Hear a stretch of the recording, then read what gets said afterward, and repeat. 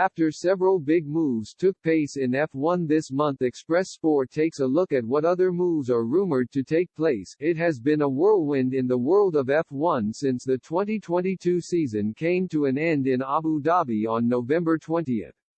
Several teams have made some shrewd moves as they bid to increase their chances of success when it all begins again next season.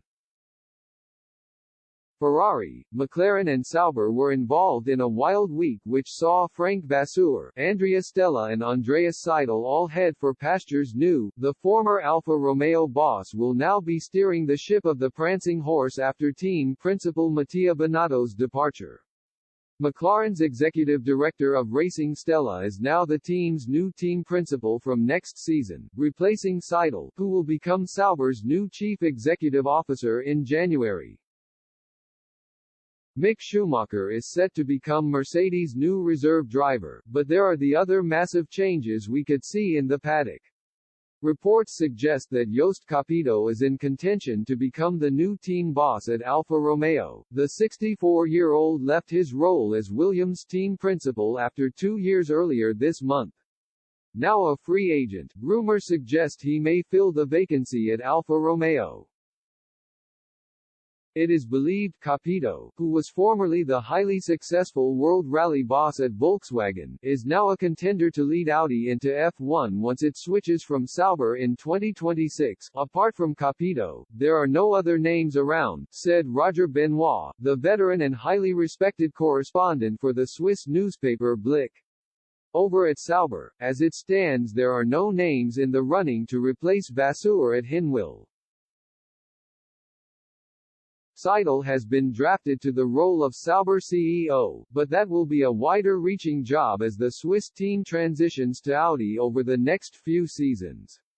Sauber said in a statement this week that Vasseur's replacement as team principal will be named in due course.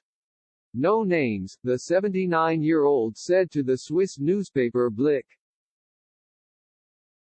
Reports suggest that Ford has been linked with a return to F1 and possibly with Red Bull as a partner.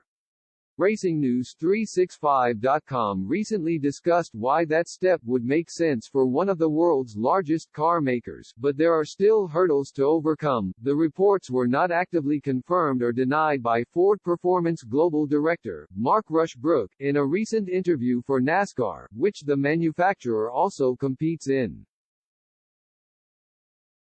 It should be clear that we are here to talk about NASCAR. We are focused on that class, he said. It is certainly true that there is plenty of speculation about this, but that is nothing to which we will respond to substantively. After leaving F1 at the end of the 2021 campaign, Honda is considering officially returning to the circuit in 4 years' time as an engine manufacturer after independently registering its interest in 2026 power unit regulations with the FIA.